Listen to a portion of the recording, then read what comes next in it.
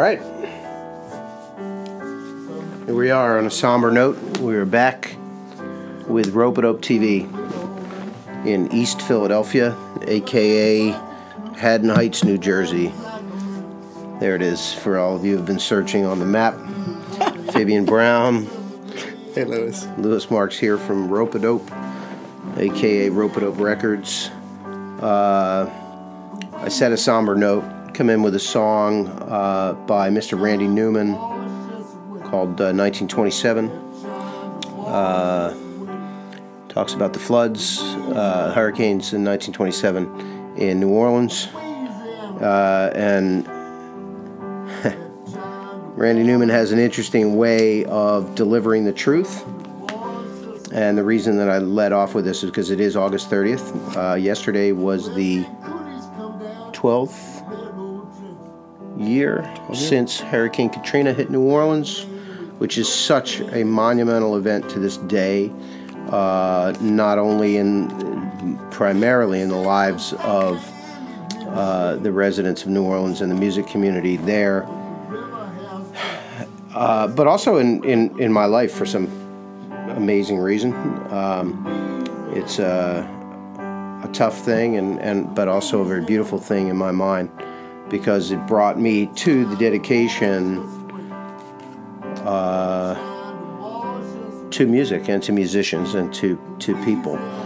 I was coming here tonight listening to a Fresh Air episode with the writer John Updike, and he had a couple of interesting things to say, many interesting things to say, but one was a writer tries to tell the truth, and often the truth is a ruthless act. And while we set up to talk about certain things today, the thought of the truth of what's happening in Houston right now, and the larger concept of what are we doing to help the people in our nation is on my mind. And so I brought it all back around to New Orleans, New Orleans,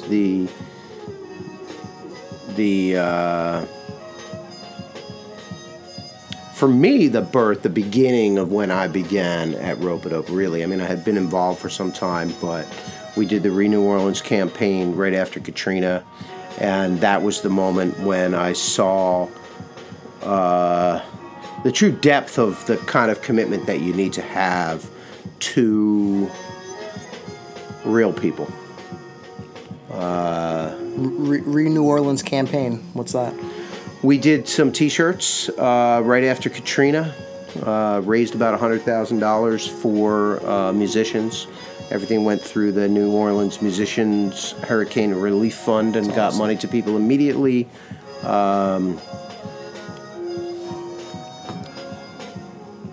It was really a question of connecting with the people who know, Mr. Ben Jaffe and the community in New Orleans,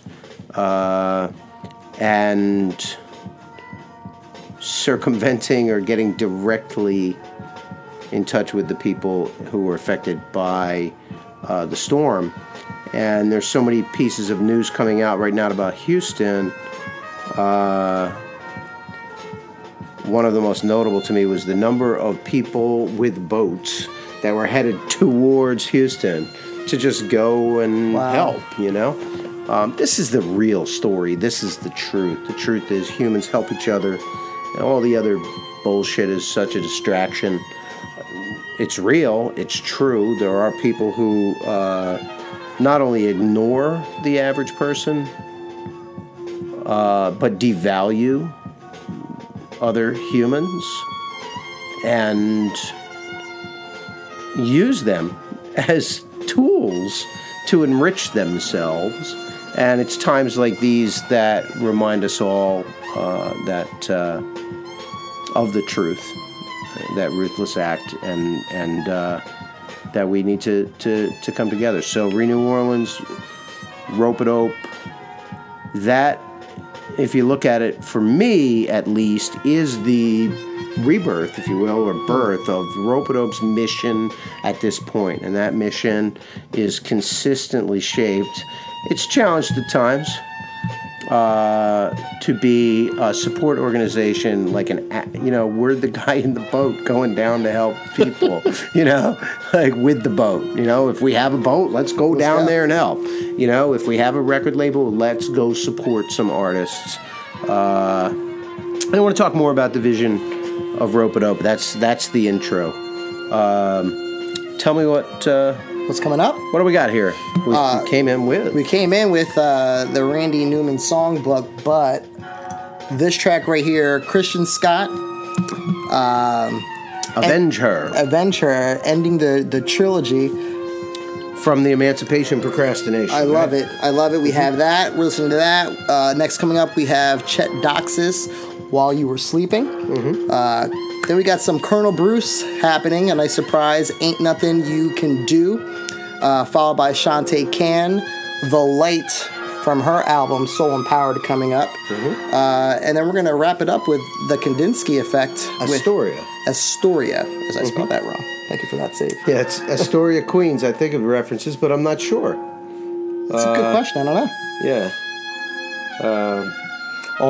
All from new albums that are coming out. And so this episode will probably air in a couple weeks. Yep. And I think the big surprise in here is that we have a live recording of Col Bruce Hampton. I love that. Live at the Vista Room in Atlanta, Georgia. Recorded with his band, the Madrid Express. One of his bands, the Madrid Express. And Bruce intended to record the night and put it out on vinyl, and that will be happening. So exciting. Everyone is just stunned and pleased with the quality of the recordings, the way they came out. And this will be the last intentional recording from the great Col Bruce Hampton. And I want to ramble a little bit more. I had a fascinating conversation today with Shannon Powell, drummer from New Orleans, who has played with Chet. Yep. Yeah, kind of love that. A little cook. There's some drive there, yeah, they're cooking.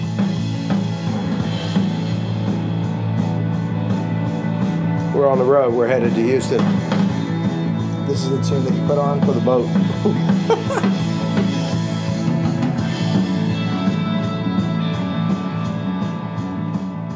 I'm just stunned every time I go back and I listen to stuff.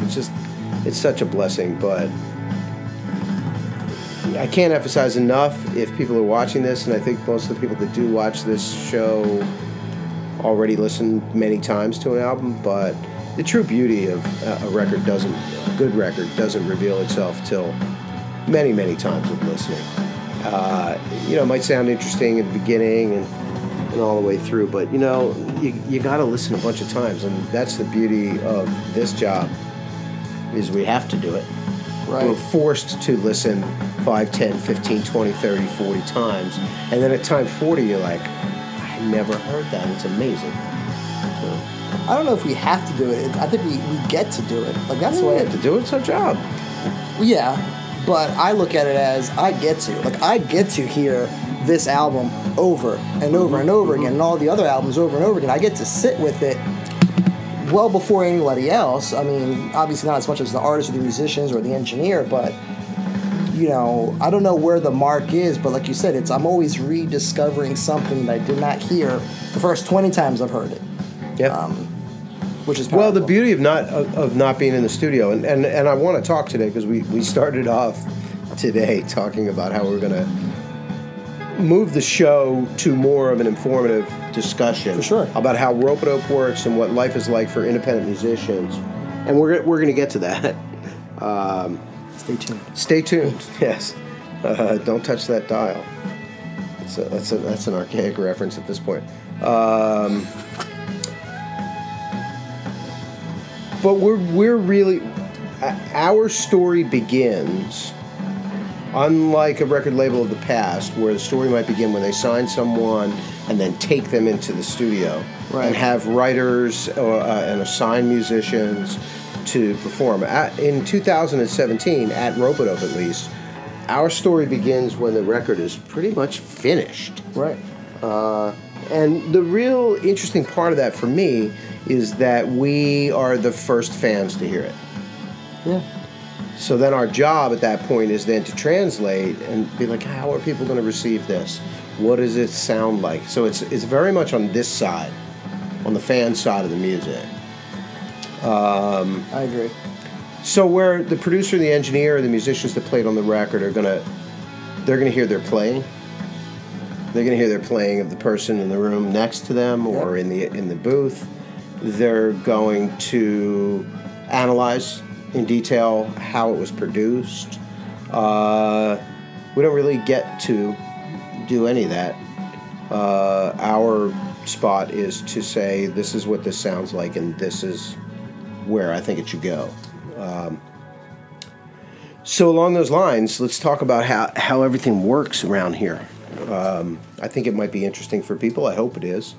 I mean, specific to like the A&R process, I think we'll talk about that because, well, that's unique in and of itself. But what would you say your steps, your method is to A&R, listening to the material, talk with artists, that whole recipe. Right.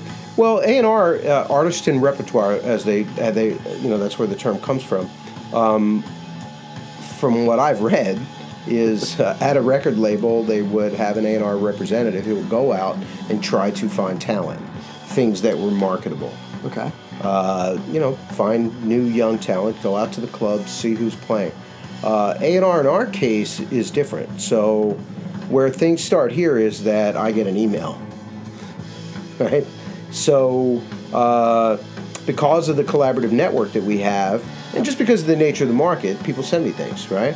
So demos, they call them, but in this case, they're usually finished records. We're pretty close.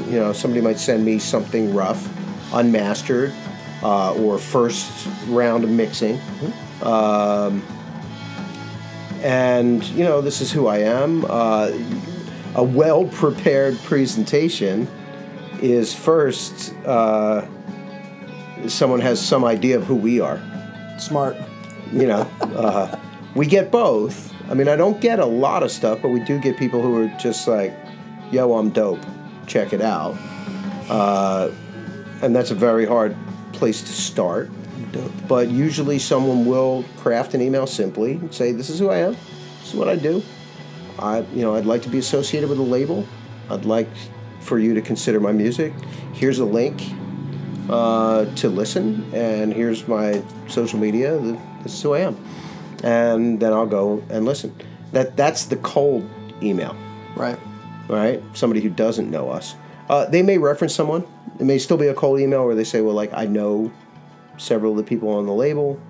Then there's the basic introduction where someone... I'm going to have to cut this short just for the lead-in to this song. You got good ears.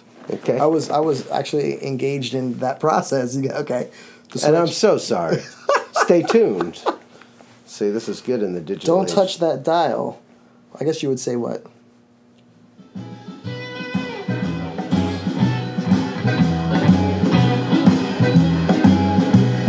If you got a headache, you powder through the pain.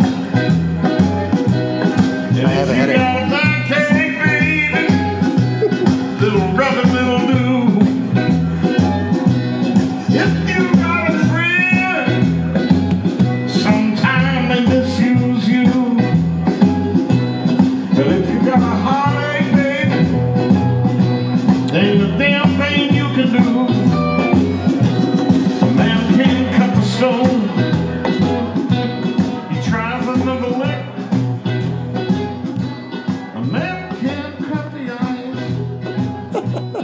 Well, in the vain attempt to compete with Col Bruce Hampton, I'll continue talking. That's just so powerful. I miss the man. such power. I was thinking today, talking with Shannon Powell on the phone. He talked about feeling. Talked about a lot of people who are playing music and that are missing the core, the feeling of the music. Talked about how jazz is originally getting people dancing and how they didn't even break between songs. And even now, if you go watch Preservation Hall, a jazz band at Preservation Hall, they just go right through, right? Because the idea is to keep everybody moving. It wasn't that detached from the experience of the people in the room. And I feel so strongly that we're coming back to that. But it was amazing to hear so many of the things that Col Bruce Hampton had said to me coming straight from the lips of the great Shannon Powell. So y'all are going to have to tune in for this record. It's pretty amazing. So I actually remember where we were. That's the first email, and that's the cold call, like the cold email. This is who I am. I want to present my band to you. I want to be on a label, and I just want to step back and say, like, why do you want to be on a label? There are people out there saying, well, record labels are dead. You don't need a record label. You can do it yourself. I think a lot of that is very much a reaction to the way record labels have handled themselves and conducted business over the last 20 years.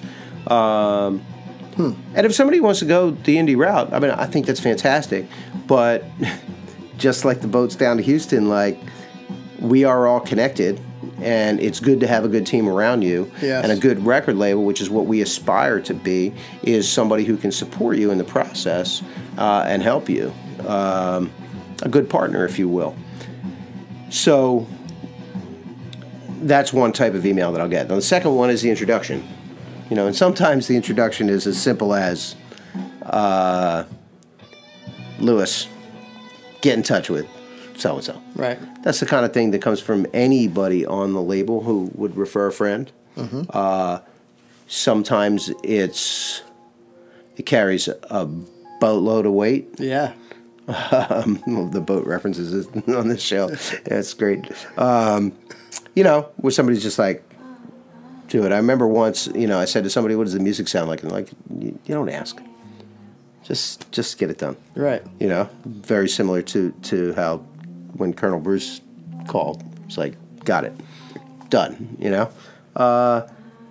And sometimes the person is loosely connected with someone and says, hey, I'd like for you to introduce me, or I'd like you to connect me with the record label that you're on, because I like what they do and I like what how it's working. And then that comes in. From there, we listen. I mean, we have our own particular filter at Ropeadope, which you've seen. How would you describe it? The filter? The Ropeadope filter. It's an interesting question. I think at first, from my observations in the conversations that I've heard, via phone or Zoom, you kind of vibe out with the individual, the person. It's almost before the music. Let me communicate with you as a human being, and let me get that vibe. It's almost, let's connect first as people. People first, music second. That's my first initial gut reaction in what I'm observing, over the past whatever time it's been.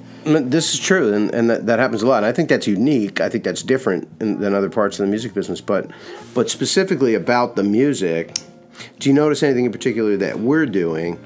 And this is helpful to people. I mean, it's very important for an artist to know who they're approaching. I think it's a sound. I think whether you're listening to Shantae Can, whether you're listening to Col Bruce, the Kandinsky effect, I think there's a sound there. There's a substance. We joke and say it's the Ropeadope sound. Whether it's coming out of L.A. or Dallas or Atlanta, or whether it's coming out of New York, there's Paris or London, yeah. Right, there's a connection. There's definitely. I wish I can describe it in words, but from a musical standpoint, it's a vibe. It's a sound. It's a sound. And well, I just want to throw in is like, the piece of information that I do have, and that is, it's about, is it unique? Right. Does it stand on its own? Or does it sound like something else that's been done? Done If before. it sounds like a copy, then No thanks. you know that's the general musical rule. But you're right. We do talk about people first. I can see the time runs pretty quickly in the show. Wow. So just gonna zoom in on this for a second. Yeah. Shantae Can, Soul Empowered.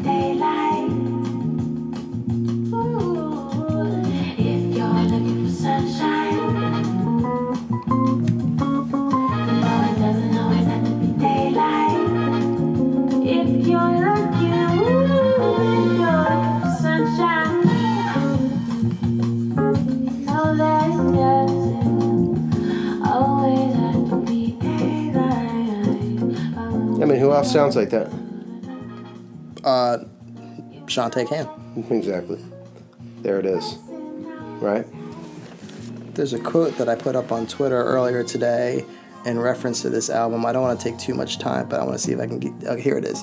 So, Shantae Can has something cooking. So, lyrically, this is a love letter from Shantae to her listeners. So, specifically this album. Beautiful. Lyrically, this is a love letter from Shantae to her listeners. Well, Shantae's got a really fascinating experience and challenges all her own, and she definitely has made a conscious decision to present positive energy through her music. And a lot of people say that, but I think that her you can just listen to everything and you see that it's a direct path, which is a beautiful thing about music, you know.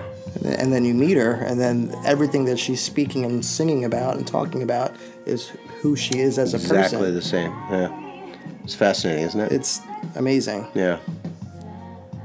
This comes out October 13th, I believe. Yep, October 13th.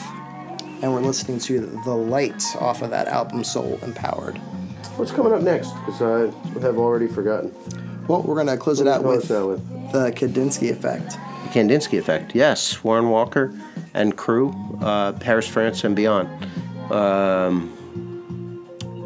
And there are just a group of people that are kind of pushing into new direction that I probably don't understand. Post-jazz. It's really a fascinating time.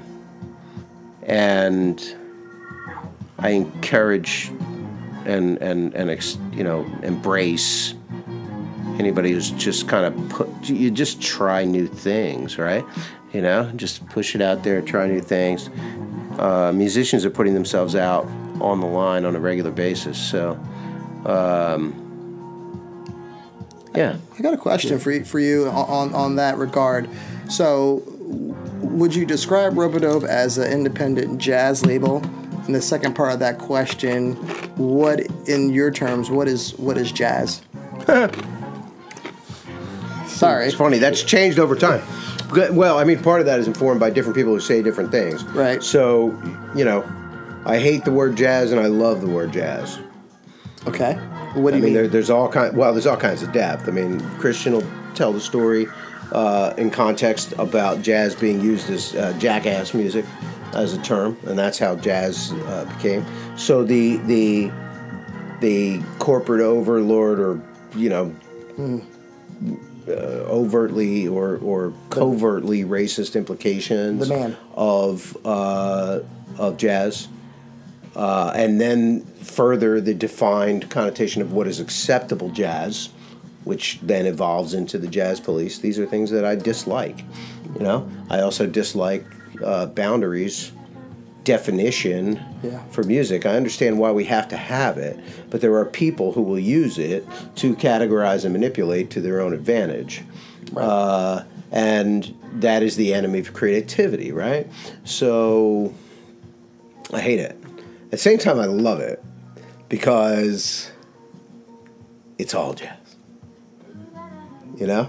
Like, I kind of want to just go like, I just want to replace the word music with jazz. Because, I mean, jazz is as close to the root of gospel and blues. Ooh. I mean, this is the spring. This is the beginning. It's like you've made your way upriver and you're at the source of the pure water. And I'm not just talking about music. I'm talking about life, right? Right. I mean, what comes first? Like, how do you know how? How do you know musicality? Babies know it. You just know it. Right. It's innate. It's enjoyable right away. Just like sunshine and wind. It's a sensation. It's not a thing that we made. It's a sensation that we all have, right? So to me, jazz is the one definition, regardless of its, I'm not endorsing the name, but regardless of the roots of the terminology, the way it was used in a subversive, which is not even a strong enough word, culture, it still in some way represents a broad level of creativity and experimentation and reinvention, you know, so I like it. I like to, I mean, you know, if somebody sends me a bluegrass record, I'll put it in jazz. Because why not? Well, because first of all, if it's a standard copied bluegrass record that sounds like other bluegrass records, I'm not going to sign it. Right. But if it's a bluegrass record that's experimental and exciting, it's jazz to me. You know, so yeah, I hate the word and I love the word. So is Ropeadope an independent jazz label? we are no. We are and we aren't. All right, you try to, yeah, I would. Got him. If I were not the interviewer and it wasn't my show, I would suck at this. I probably already do. Well done. Are we an independent jazz label? We are written as that. Do we think that's enough? No. All right, we're good. We're out. Boom. Thank you. Yes. Thanks to everybody for tuning in. The track list will be down here. Please check out these records. And this is just 5 of probably 15 or 20 slamming records that are coming out. I love it. Thanks. Ropeadope.com.